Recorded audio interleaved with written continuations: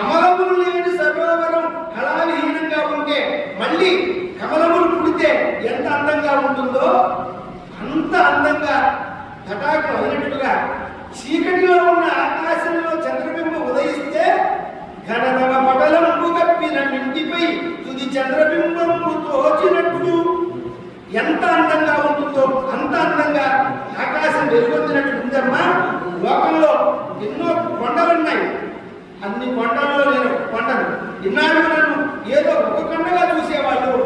ఈవేళ నువ్వు మా ఇంట్లో పుడితే నేను ఏమయ్యాలో తెలుసా? హిమవంతుడు పార్వతీదేవి తండ్రి అని చెబుతున్నా. హిమవంతుడు గొప్ప అదృష్టవంతుడు అంటున్నా. తన కూతుర్ని అమ్మ అనంతిను అమ్మ అట కూతురి బొగ్గలు ముట్టుకుంటాడు, తల పట్టుకుని చక్కగా ముద్దు పెట్టుకుంటాడు, ఆమె ముదురును ఆగ్రహిస్తాడు. ఇప్పుడు కొండలుగా నేను నా పేరు ఎంత చెప్పుకుంటున్నారో తెలుసా? హిమవంతుడు ఇంతటి వాడు అంతటి వాడని లోకంలో తలెత్తుకు నిలబడుతున్నారు. ఇంత గర్వం ఇంత ఆనందం ఎందుకు వచ్చాయమ్మా తెలుసా? ఒక కొండ ఎక్కడ, అమ్మవారికి తండ్రి అవ్వడం ఎక్కడ? నువ్వు నన్ను నీ తండ్రిగా చేశావు, నా జీవితానికి ఇది చాలదా అని అమ్మవారిని తన రెండు చేతులతో పట్టుకుని కన్నీరు కాలుస్తూ భక్తితో హిమవంతుడు పరవశించిపోయాడు. భావస్వరూపంతో గజ్జలు కట్టుకుని పట్టులంగాలు కట్టుకుని పట్టు జాకెట్లు వేసుకుని పువ్వులు పెట్టుకుని ఆ హిమవంతుడి ఇంట్లో తిరుగుతుంటే అందరూ దేవతలు అమ్మవారు జన్మించింది కదా అని పొంగిపోయాక ఈ విషయం దృష్టిలో పెట్టుకునే శంకరాచార్య వారు సౌందర్య లహరిలో ఓ మాట అన్నారు. కరాగ్రేణ స్పృష్టం తుహిన గిరినా వత్సలతయా. చక్కటి మాట. అమ్మవారి గడ్డానికి ఉపమానం చెప్పడం చాలా కష్టమండి. వ్యాసులందరి వాడు లలితా సహస్రనామ స్తోత్రంలో అనాకలిత సాదృశ్య చురుక స్త్రీ విరాజిత అన్నాడు. అమ్మా దేనికైనా ఉపమానం చెప్పొచ్చేమో కానీ నీ చురుకం నీ గడ్డానికి మాత్రం ఉపమానం చెప్పడం కుదరదు అన్నాడు.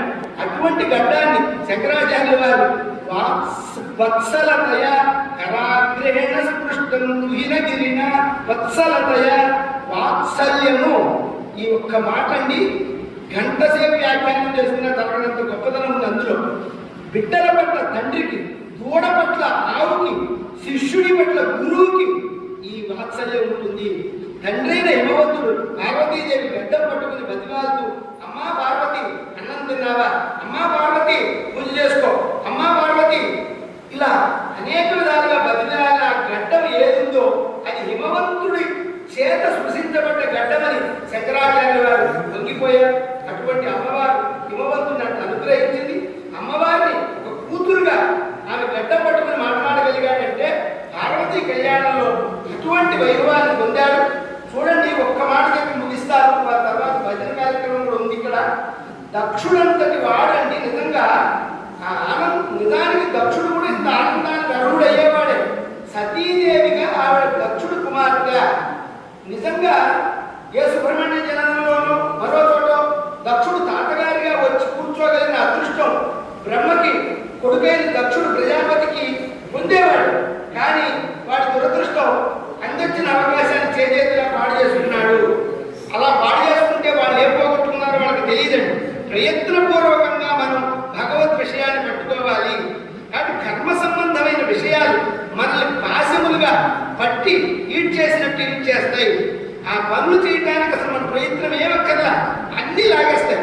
కానీ ఒక్కటి భగవంతుడి పాదాలు పట్టుకోవడానికి మాత్రం ఆ సువాసనల నుంచి ఆ దూరంగా ఉండడానికి, భక్తిగా ఉండడానికి ప్రయత్నం అవసరం. ఇలా ఉండాలంటే మనం గట్టిగా ప్రయత్నం చేయాలి. అదిగో అటువంటి ప్రయత్నం అమ్మవారి పట్ల హిమవంతుడు మేనక చేశాడు. ఆ కథా కాలక్షేపం అంతా కూడా రేపటి రోజున మళ్ళా మనం సకాలంలో ప్రారంభం చేసుకుని లఘువుగా అయినా పార్వతీ కళ్యాణాన్ని ప్రవచన రూపంలో పూర్తి చేసుకునేటువంటి అవకాశం. ఎందుకంటే ఈ రోజు ఈ వేదిక ముందు భాగంలో ఉన్న పెద్దలు చాలా మంది, ఎందరో మహానుభావులు, వారందరికీ నమస్కారం. ఎందుకనంటే నేను ఈ